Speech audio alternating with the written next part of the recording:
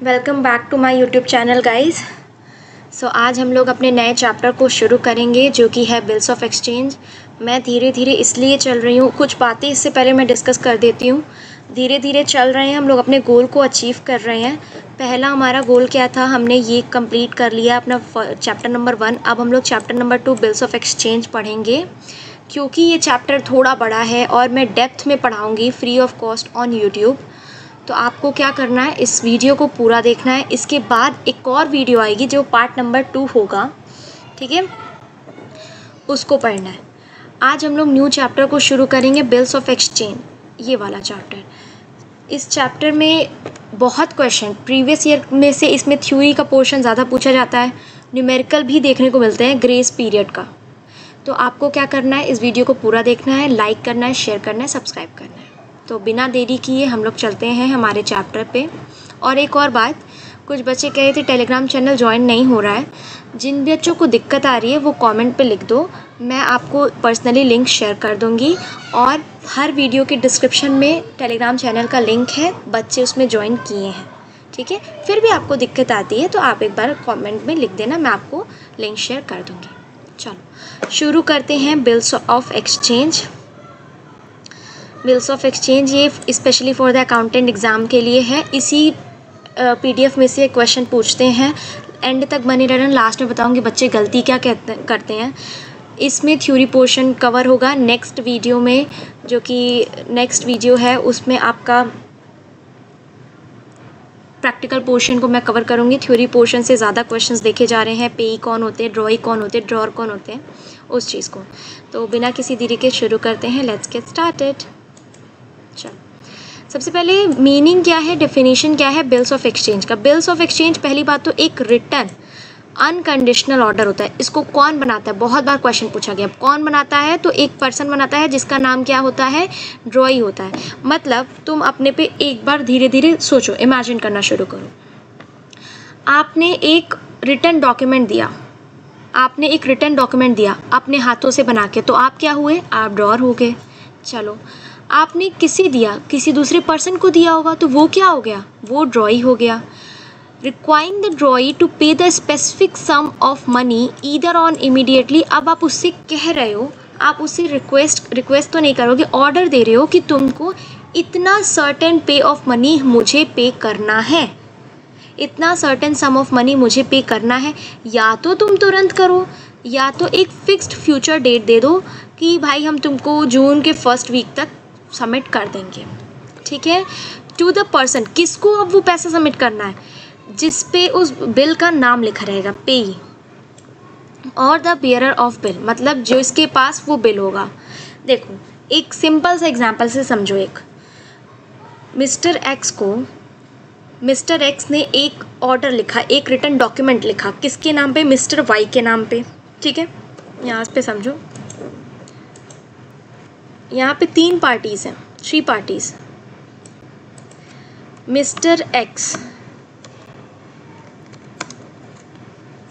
Mister x ने क्या किया, एक पार्टी के लिए एक ऑर्डर लिखा, किसको ऑर्डर लिखा, यहाँ पे आप अपना नाम भी लिख लो, मिस्टर एक्स मिस्टर वाई बहुत कॉम्प्लिकेटेड हो जाता है, तो हम किसी एक रियलिस्टिक पर्सन का नाम लेते हैं।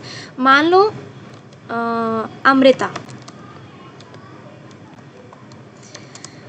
अमृता ने एक ऑर्डर लिखा, ठीक है, ऑर्डर लिखा। अब अमृता किसको ऑर्डर लिखेगी, दूसरे पर्सन को, रोहित को। अमृता किसे ऑर्डर लिखी, दूसरे पर्सन को, रोहित को। तो अनदर पर्सन जिसको लिखा गया,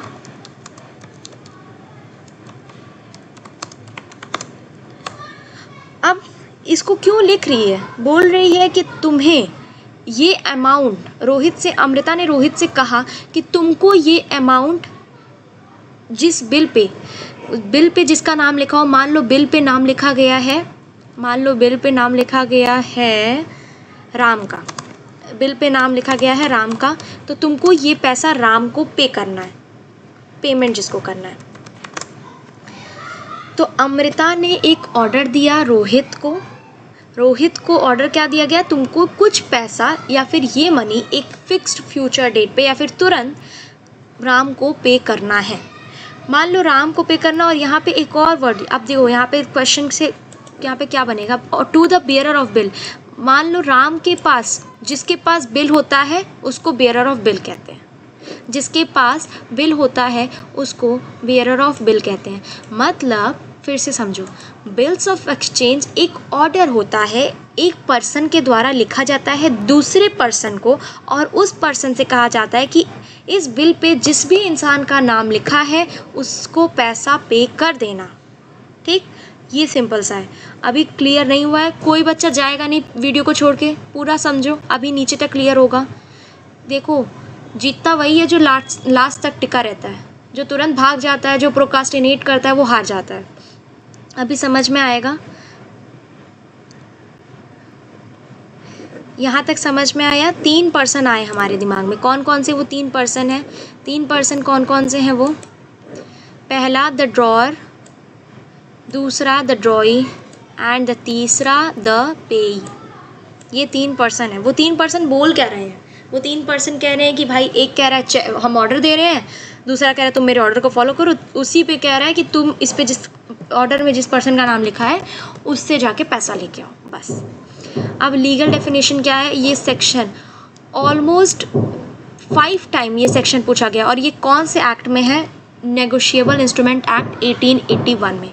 अ bills of exchange is an instrument of written containing an unconditional order signed by the maker directing a certain person to pay the certain sum of money only to or to order the certain or to order of the certain person to give the bearer of instrument। मतलब यहाँ पे मैं इसको delete कर देती हूँ वरना फिर आप लोगों को कन्फ्यूजन हो जाएगा।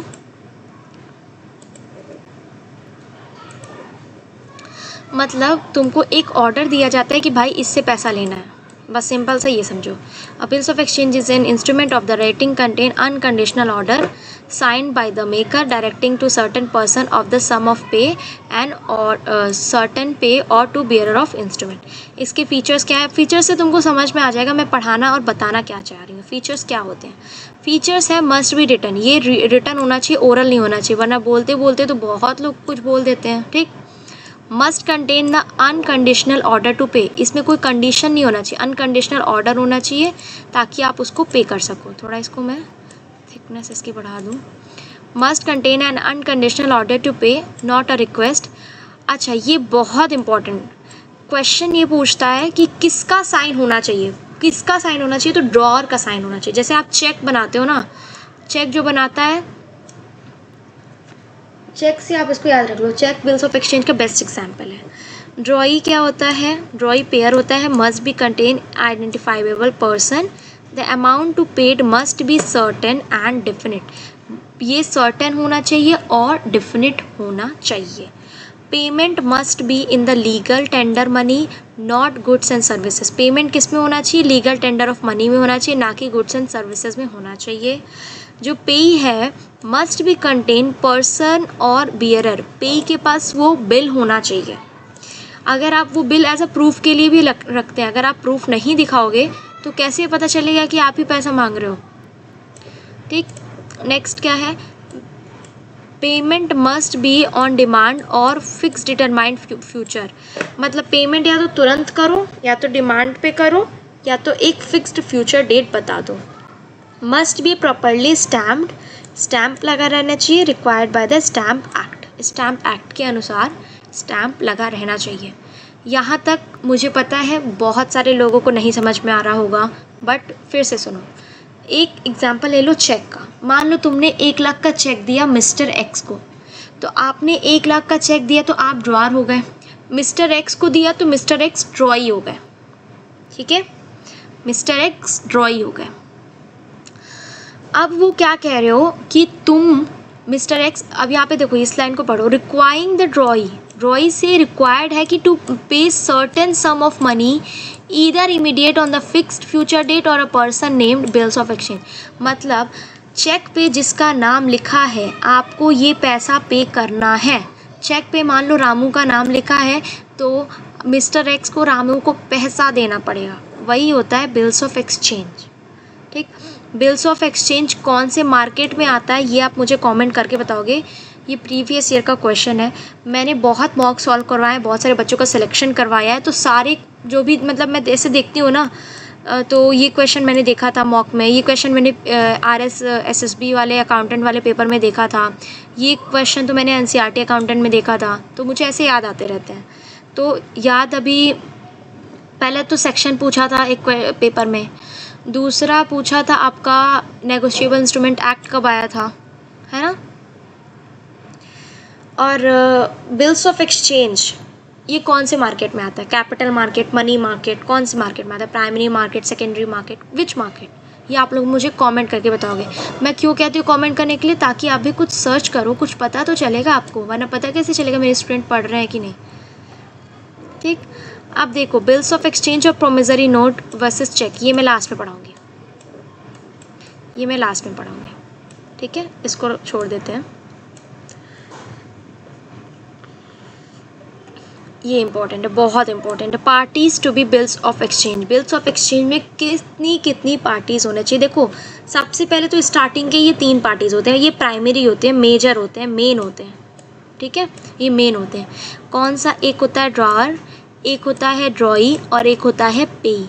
ड्रॉअर क्या होता है, the person who draws, create, make a bills of exchange, वो व्यक्ति जो कि बनाता है बिल्स ऑफ एक्सचेंज को, बनाता है, ये वाला who draws the bills of exchange, ये क्वेश्चन पूछा था, who draws the bills of exchange, तो ड्रॉअर कौन बनाता है, ड्रॉअर बनाता है। Usually the creditor, the person to whom money is owned, the drawer issues the bills of issuing the bill ordering to the drawee to pay for example। अब example देखो, एक seller who draws bill on a buyer, मतलब एक seller है जो कि bill बनाता है, किसके लिए, बायर के लिए बनाता है, तो सेलर क्या हो गया, तो सेलर ड्रॉअर हो गया। ड्रॉई क्या होता है, अभी समझ में आएगा, अभी जाना नहीं है, पहले धीरे धीरे समझ में आएगा, बस पेशेंस से बने रहो। ठीक है, ड्रॉई क्या होता है, एक person on whom the bill is drawn, जिस पर बिल बनता है, एक पर्सन जिस पर बिल बनता है, उसको क्या कहते हैं, उसको कहते हैं ड्रॉई। ठीक, ये समझ में आया। चलो, ये जनरली क्रेडिटर के लिए होता है, ये जनरली डेटर्स के लिए होता है। और एक चीज़ मैं थोड़ा इससे बियॉन्ड एक चीज़ बता दूँ, जो भी बच्चे, ये चैप्टर बहुत कॉम्प्लिकेटेड होता है, तो बहुत सारे स्टूडेंट्स स्किप कर देते हैं, और इस चैप्टर से आपका 12 नंबर का क्वेश्चन आएगा, 12 मार्क्स, क्योंकि मैंने मॉक सॉल्व करवाए थे, इसमें सब में 8 नंबर से ऊपर ही क्वेश्चन से पूछे जाते हैं, या तो वो ग्रेस पीरियड हो, या तो ये 3 चीज़ों से, ड्रॉ, ड्रॉई और पेई से। ठीक है, तो इसको ध्यान से पढ़ो, पढ़ा रही हूँ, ध्यान से पढ़ो। ड्रॉई क्या होता है, एक यूजुअली क्रेडिटर के लिए क्या होता है, ड्रॉअर, डेटर्स के लिए क्या होता है, ड्रॉई। हर एक इंपॉर्टेंट चीज़ को पढ़ो, नोट डाउन करो कॉपी में, नोट्स आपको टेलीग्राम पे मिल जाएगा, इन चीज़ों को नोट डाउन करना सीखो, ये आपके की पॉइंट। अगर कोई भी, मान लो आपको क्वेश्चन नहीं आ रहा है, अगर आपको क्वेश्चन नहीं आ रहा है एग्ज़ाम में, आपने ये कीवर्ड देखा कि अच्छा क्रेडिटर बना रहा है तो ड्रॉअर होगा, डेटर बना रहा है तो ड्रॉई होगा। ठीक है, तो आप एक एक की पॉइंट्स को भी पढ़ते जाओ। The person who owns the money, debtor कौन होता है, जो पर्सन ओन करता है मनी को। The drawee is directed to pay, once a drawee sign accept the bill he became the acceptor.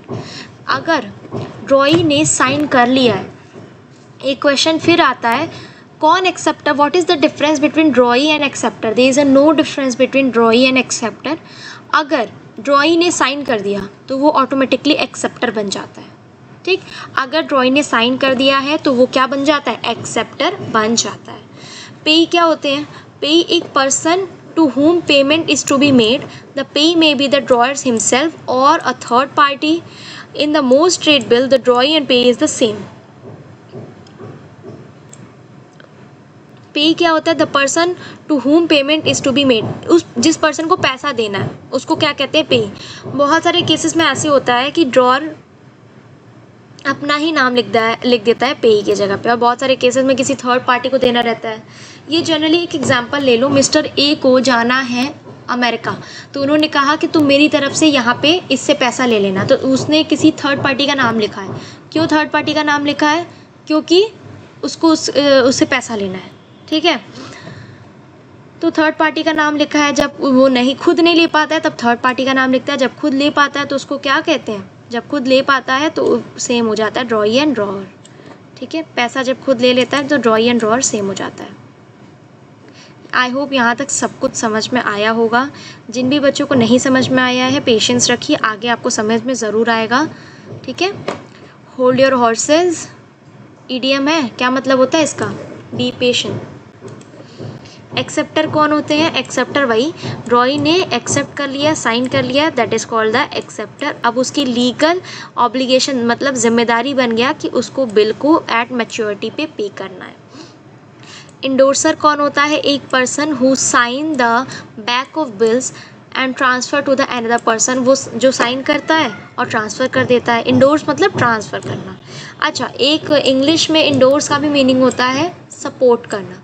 The endorser remains liable if the subsequent holder face dishonour, मतलब endorser भी liable होता है अगर कोई भी प्रॉब्लम हो जाती है। ठीक है, तो वो होता है इंडोर्सर। इंडोर्सी क्या होता है, the person to whom the bill transferred by the endorser, मतलब इंडोर्सर के द्वारा जिसको बिल ट्रांसफ़र किया जाता है उसको क्या कहते हैं, इंडोर्सी। ठीक, होल्डर कौन होता है, holder the person who is possession, possession मतलब हक, who is in a possession of the bill entitle to receive the payment. Holder कौन होता है, जिसको पैसा मिलता है। होल्डर इन ड्यू कोर्स, बहुत इंपॉर्टेंट, डबल स्टार मार्क कर लेना, holder in due course. Holder in due course क्या होता है, a holder who required the bill for valuable consideration in good faith and before maturity without any notice और defeat.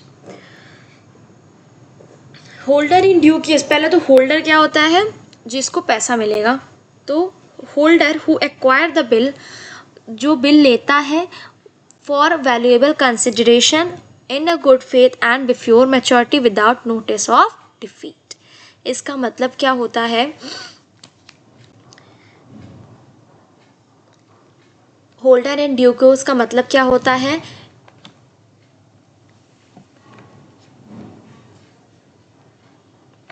Holder in due course का देखो simple मतलब क्या होता है, वो व्यक्ति होता है जिसे कोई नेगोशिएबल इंस्ट्रूमेंट जैसे कि चेक या फिर प्रोमिसरी नोट अच्छे गुड फेथ या फिर मतलब उसका पूरा कीमत चुका सके कंसिडरेशन का, बिना किसी फ्रॉड के विवाद के मिला हो। होल्डर इन ड्यू कोर्स एक इंस्ट्रूमेंट होता है जैसे कि जिसपे सबसे ज़्यादा बेहतर एकदम पक्का भरोसा रहता है, उसको हम लोग देते हैं, तो वो होल्डर इन ड्यू कोर्स होता है। सिंपली जिसके पिछले किसी भी फ्रॉड या फिर गड़बड़ी में का असर नहीं होता है, तो उसका क्या मतलब होता है, होल्डर इन ड्यू कोर्स मतलब जिस पे गुड फेथ हो, प्रीवियस रिकॉर्ड उसका बेकार ना हो, प्रीवियस रिकॉर्ड अच्छा होता है, तो उसी को कहते हैं holder in due course. Next चलते हैं types of bills of exchange. यहाँ तक सबको कुछ क्लियर है, आप लोग एक बार इसको पढ़ लो, वीडियो पॉज करके एक बार पढ़ लो। मैं एक बार इरेज कर दे रही हूँ क्योंकि मेरे साथ साथ आप लोग भी पढ़ते चलोगे ना तो आप लोग को समझ में आएगा। आप लोग एक बार इसको पढ़ लो, क्या होता है होल्डर इन ड्यू कोर्स, क्या होता है होल्डर, क्या होता है इंडोर्सी, क्या होता है इंडोर्सर।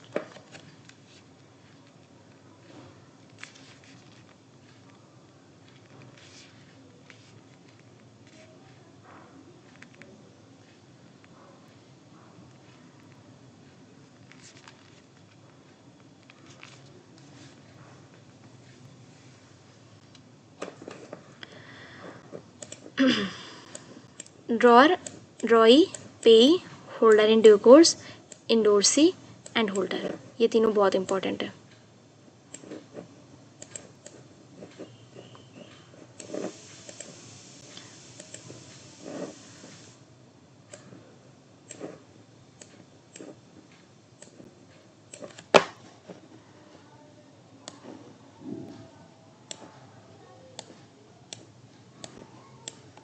चलो आगे चलते हैं। टाइप्स क्या होते हैं, बहुत इजी है टाइप्स। देखो types of bills of exchange, based on the time of payment, payment पे बेस्ड होता है। पहला demand, bill at a sight, payment immediately मतलब तुरंत पे कर देना। On a presentation demand, no fixed, कोई भी फिक्स्ड मैच्योरिटी डेट नहीं है, ना ही no days of grace allowed, मतलब ग्रेस अलाउड नहीं किया जाता, मस्ट बी स्टैम्प, ये स्टैम्प होना ज़रूरी होता है। दूसरा होता है टर्म बिल, जिसको टाइम बिल कहते हैं, अनसेंस बिल भी कहते हैं। Payable after a fixed period, fixed period के बाद उसको पे करना, जैसे कि 30 डेज, 60 डेज, 90 डेज और 3 डेज ऑफ ग्रेस पीरियड यहाँ पे वो इंक्लूड होता है। तो टर्म बिल में ग्रेस पीरियड इंक्लूड होता है, डिमांड बिल में ग्रेस पीरियड अलाउड ही नहीं होता, आपको तुरंत करना है, कोई मैच्योरिटी या फिर फिक्स डेट नहीं है, उसको कहते हैं। ठीक है, चलो फिर आ जाता है बेस्ड ऑन पर्पस, पर्पस के बेस्ड पे। एक बेस्ड होता है ट्रेड बिल, दूसरा होता है एकोमोडेशन बिल। ट्रेड बिल क्या होता है? Drawn in a course of genuine trade business transaction, सही का कोई बिजनेस ट्रांजेक्शन हुआ है, represent the actual sale of goods and services. ये बहुत कॉमन टाइप होता है ट्रेड बिल, मतलब आपने कितना ट्रांजेक्शन किया है, कितना सेल किया है, तो accurate sale of goods and services को बताता है। एकोमोडेशन बिल क्या होता है? एकोमोडेशन बिल क्या होता है? Draw without any real trade transaction, बिना किसी रियल ट्रेड ट्रांजेक्शन के अगर कुछ ड्रॉ हो रहा है तो वो क्या होगा? Accommodation bill. Draw to help, sorry everyone, draw to help one party raise fund, मतलब किसी एक पार्टी को फंड रेज करने में हेल्प करता है। The acceptor obligates the drawee without receiving the value, also called kite bill, wind bill, mutual fund accommodation involve both party bills drawn and each another. देखो trade bill तो समझ में आया, trade bill क्या होता है? ट्रेड बिल होता है, लास्ट में हम लोग इसका चार्ट भी बनाएंगे कैसे क्या होता है, तो सब कुछ आपको क्रिस्टल क्लियर हो जाएगा। ट्रेड बिल क्या होता है? ट्रेड बिल जो कि जनरल ट्रांजैक्शंस को दिखा देता है, जनरल बिजनेस ट्रांजैक्शन को दिखाता है। एकोमोडेशन बिल क्या होता है? एकोमोडेशन बिल क्या होता है? जो कि ड्रॉ किया जाता है एक पार्टी के द्वारा फंड को रेज करने के लिए।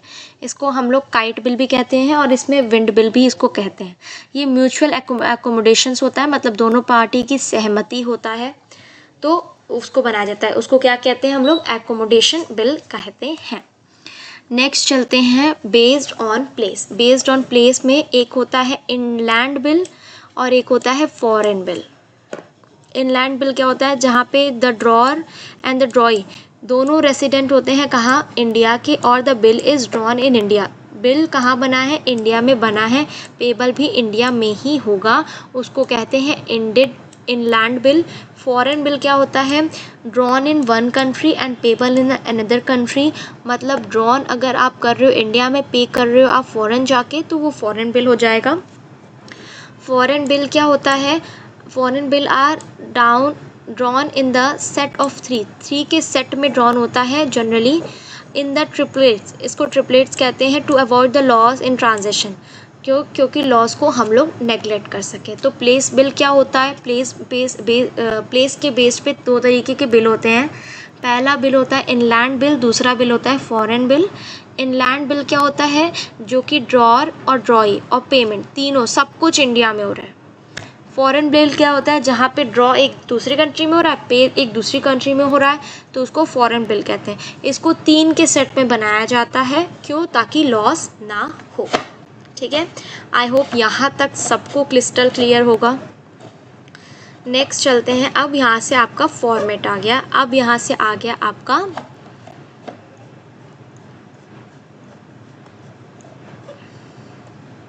हाँ, अब यहाँ से आपका क्या आ गया? न्यूमेरिकल आ गया।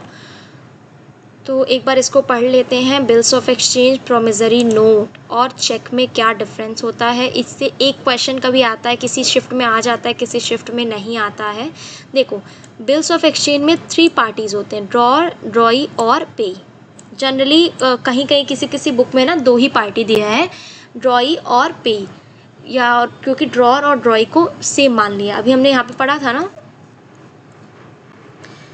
sometime the drawer and payee in the same person, even most of the time होता है सेम। तो किसी किसी बुक में 2 दिया है, बट आप क्योंकि अन्वेषा मैम से पढ़ रहे हो तो आप क्या टिक करोगे? आप 3 टिक करोगे। अगर एग्ज़ाम में आएगा तो 3 टिक करोगे, 2 गलत है, ठीक है, 3 टिक करोगे।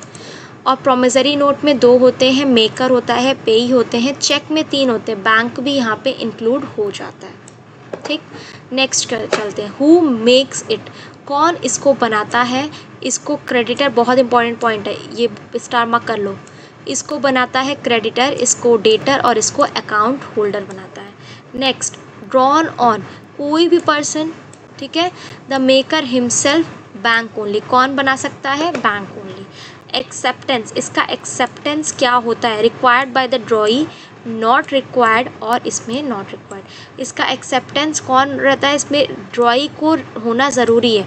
यहाँ पे किसी को भी होना ज़रूरी नहीं होता है, यहाँ पे भी किसी को भी होना ज़रूरी नहीं रहता है। क्यों यहाँ पे नहीं ज़रूरी है, क्योंकि यहाँ पे आपका बैंक बैठा है, ठीक। नेक्स्ट क्या होता है, noting and protest, required and required on dishonour, required on dishonour. अच्छा, ये क्या मतलब होता है, ये पॉइंट काट दो, ये पॉइंट इसका नहीं है बेटा, ये पॉइंट काट दो, ये इसका नहीं है पॉइंट। हाँ, ये बहुत इंपॉर्टेंट है, फिर से ग्रेस पीरियड वाला। ग्रेस डेज क्या होते हैं इसमें 3 डेज़ होते हैं, इसमें भी 3 डेज़ होते हैं, और चेक में कोई भी ग्रेस डेज नहीं माना जाता है। जो भी बच्चे बैंकिंग की तैयारी कर रहे होंगे, ये उनके लिए भी है, बहुत इंपॉर्टेंट है grace days. Payable on demand, demand पे पेबल होना, ये पॉसिबल होता है, ये आप जब भी डिमांड करो तो आपको मिल सकता है, ये भी पॉसिबल होता है। ये हमेशा ऑलवेज ऑन ए डिमांड, ये हमेशा डिमांड पे होता है। स्टैम्प ड्यूटी यहाँ पे बहुत इंपॉर्टेंट है, बिल्स ऑफ एक्सचेंज में बिना स्टैम्प ड्यूटी के इसको सही नहीं माना जाएगा।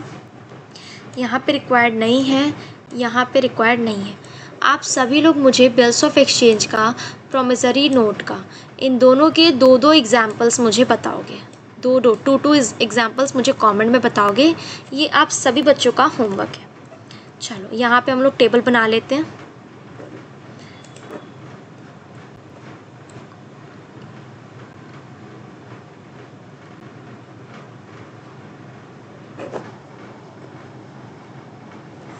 ओके, यहाँ पे टेबल रहने देते हैं, यहाँ पे इसी से देख लो। पेमेंट के बेस पे 2 होते हैं। देखो बेस कितने हैं, मैं याद करा देती हूँ आपको। बेस हैं 3, बेस हैं 3। कौन कौन से बेस होते हैं, एक टाइम ऑफ पेमेंट होता है, दूसरा आपका पर्पस, तीसरा प्लेस। बेस 3 होते हैं। टाइम के बेस पे 2 तरीके के होते हैं, पर्पस के बेस पे 2 तरीके के होते हैं, एंड लैंड के बेस पे 2 तरीके के होते हैं। इसमें से एक क्वेश्चन पूछता है ना। तो डिमांड के बेस पे कितने होते हैं, पहला डिमांड बिल होता है, टर्म बिल होता है, फिर ट्रेड बिल होता है, कमोडेटिव बिल होता है, फिर इनलैंड बिल होता है और फॉरेन बिल होता है, ठीक।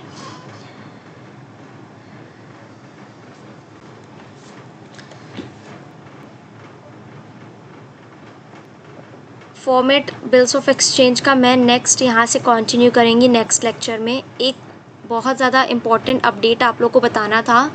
सबसे पहली बात तो अभी कल ये भी देख लो, एक पॉइंट छूट गया, काउंटर सिग्नेचर नॉट रिक्वायर्ड।